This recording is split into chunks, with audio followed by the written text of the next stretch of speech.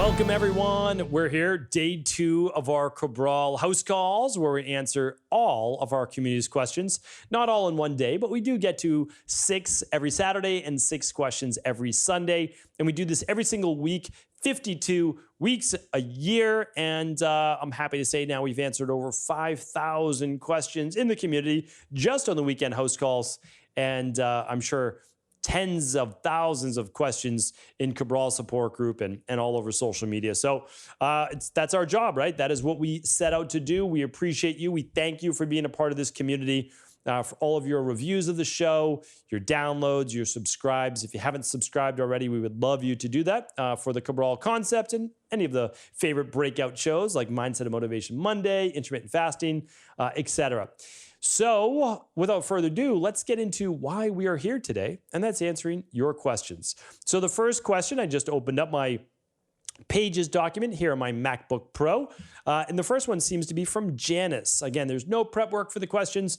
My job is to, like I was just at IHP Live with so many magnificent practitioners, and I got hundreds of questions over the weekend, and so it's the same thing. If you ask me a question, we're just together, hanging out, bump into each other, this is the answer I would give you, right? Without going all deep into the research and all those things. All right, so Janice is up first.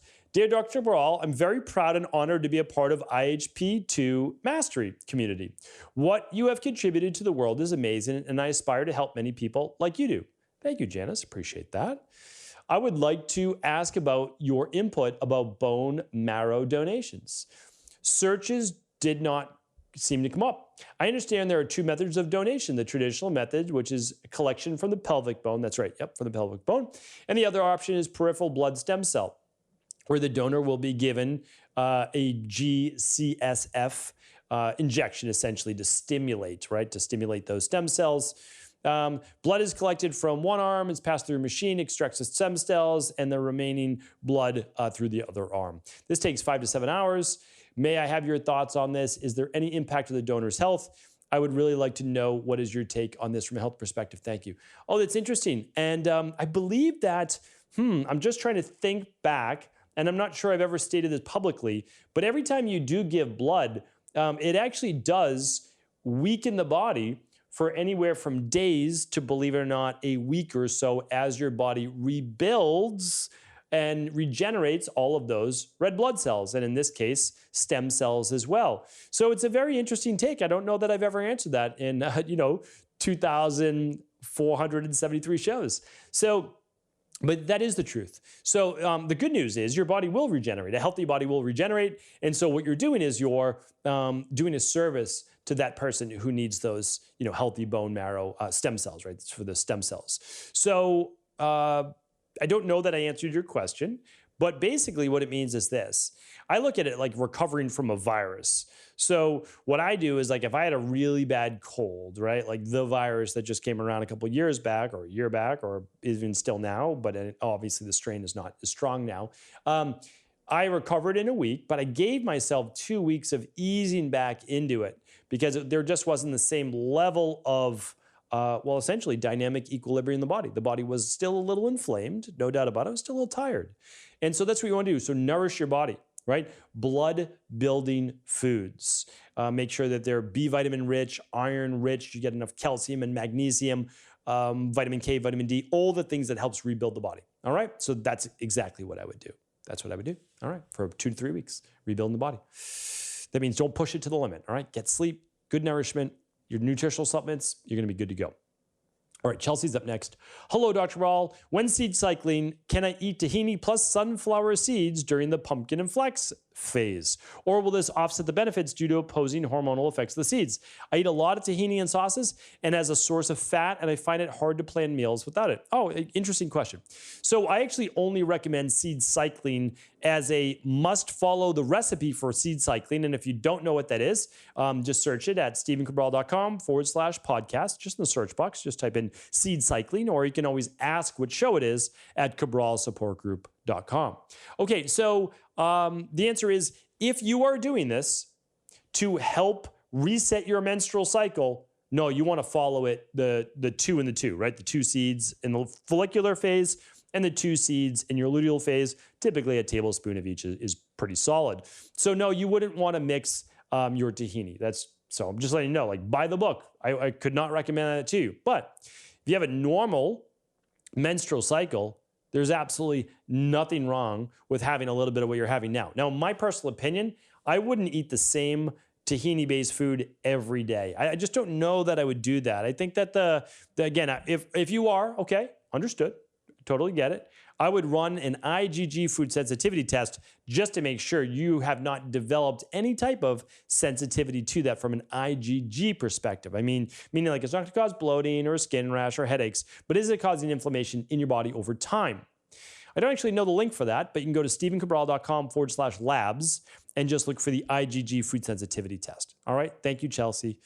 Maria's up next. Hello, Dr. Cabral. Thank you so much for all you do. You are so awesome, and I enjoy listening to all your podcasts. Thank you, Maria. Appreciate that.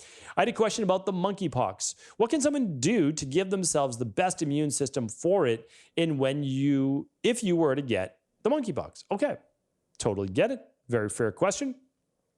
Now I have to give you my disclaimer. I cannot provide you with any medical advice, medical treatment plans, medical cures, or medical diagnosis.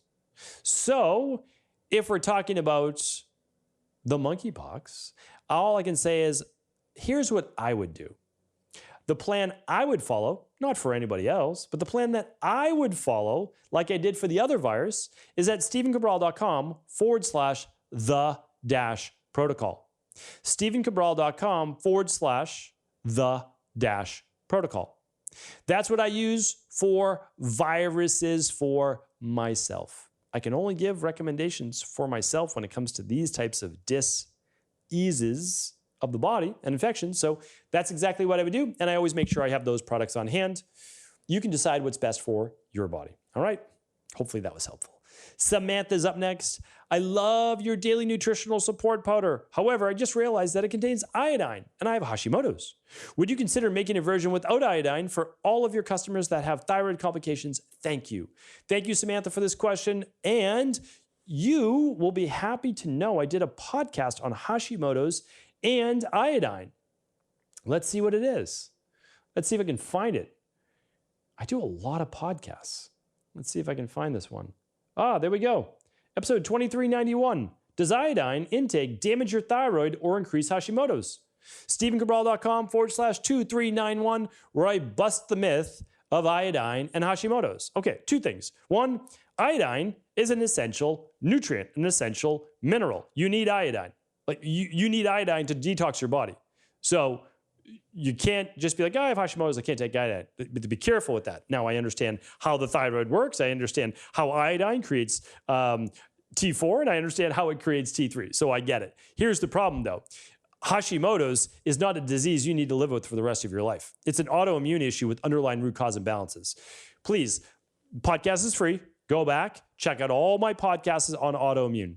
Read The Rain Barrel Effect. I pay $7 to print that book for you. You just pay for the shipping. I hope that that's a fair deal. That's at stephencabral.com. Then you're going to go into a 21-day. First, I would lab test. I would do the big 5 if you have an autoimmune issue. Then, and if you can, do the bacteria and parasite stool test because there's always gut issues. Okay, 90+% of the time. Then I would do the 21-day functional detox. Then I would do the protocol recommended per your practitioner. Again, I can't provide any medical treatment plans, medical diagnosis, medical cures, or medical advice, but nobody needs to have a Hashimoto's, and it should be able to be fixed within 3 to 6 months. That's the truth. That's the truth. I mean, it really is. So please spread the word. So no, we're not going to create a DNS without iodine, but I appreciate you writing in because there's a full multi-mineral vitamin right in that daily nutritional support. So it's everything that you need. All right. Good question, though. Good question. I love it. Amy's up next. Hi, Dr. Cabral. Love the podcast and appreciate your wealth of knowledge. Thanks, Amy. My question is one I've wondered about for many years. I tend to sip on drinks for a couple of hours. By drinks, I mean a protein shake, coffee with a little bit of heavy cream, coffee with protein added, etc. More than just a glass of water. Am I doing a disservice to my digestion by doing this? Would it be better to consume beverages like this within 30 minutes or so? Thanks for your help. All right, great question. Yeah, I mean, there's a couple parts to this. I mean, there's so many different ways I could go, right? So let me give you a couple. If it's hard to digest, you basically want to consume it, allow your body to digest it, and then go on cleanup. So it's not always on breakdown, on anabolism, it's then working on catabolism, breaking things down as well. So here's the thing though, I sip my smoothie over an hour. So like, it's not like I'm radically different than you. A lot of people say, oh, how are you drinking cold smoothies in the winter? First of all, I let it warm up just for a few minutes. Second, I put in ginger. That warms it up as well during the winter months. And so that's that. So I like to time release that over an hour, but I might drink that at 8 o'clock to 9 o'clock. And then I don't eat essentially from 9 to 12 or 12:30, somewhere around there. And then that's when I have, my lunch. So I'm always getting 3.5 hours really between meals. So I do recommend that. Now, if you're a sipper, it seems like you're a sipper, right? So that's okay. So you can sip on iced hibiscus tea if you want, if you're in a warm climate. If you're in a cold climate, a warm glass of ginger tea or even hibiscus tea or your favorite type of herbal tea. That's totally fine, all right? Or even just squeeze some lemon or lime and a little pinch of sea salt if you want it in a glass, and you get your electrolytes. So that's totally fine. So, think about it that way. And I think you're good to go. So just kind of keep them. Eat, stop eating, eat, stop eating, eat, and then stop eating, right? It's kind of like that. That's the overall plan. All right, good question though. Haley is up next. Wow, it seems like we blew through 6 questions today really quickly. Is that true? 1, 2, 3, 4, 5, 6. Wow. All right, Haley's up next. Hi, Dr. Ball. I've recently tried starting yoga, but I really struggle with any downward poses. I feel like so much pressure builds up in my head and neck, and my heartbeat seems to pound in my head. Is this normal? And any suggestions for improving? Totally get it. Totally get it. I don't know that this is you, but a lot of people with dysautonomia have this particular issue. And you feel like your face is going to explode because like so much blood is flowing to it, and then you feel like your heartbeat is like in your head. So I totally get it, totally understand. Sometimes you can get like tingling skin. So here's the thing, and what I found actually be really effective is working your breath through it.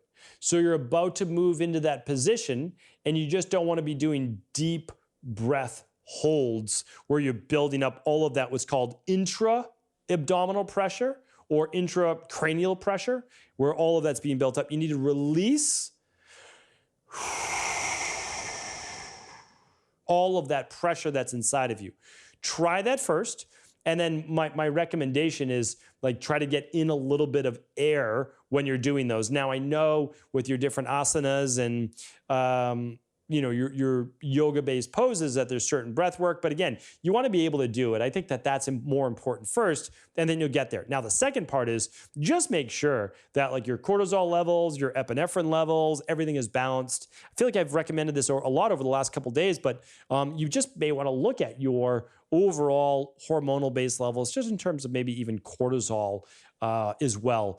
And that's what I found to sometimes correlate too. So you can find that at stevencabral.com/hormones-test. It might be one we're looking into, that's all. So yeah, but again, no need if you don't feel it's the right fit for you. Try the breath work first, the relaxation-based techniques, and give that a shot. And then over time, you might be able to hold it longer and longer and longer. All right. That is it. We finished them. We did it. I love the questions. I always do. I love being able to answer and really connect with the community in this way. So again, thank you so much. I'll be back tomorrow with our Mindset and Motivation Monday show. Don't miss it. Take care, everybody.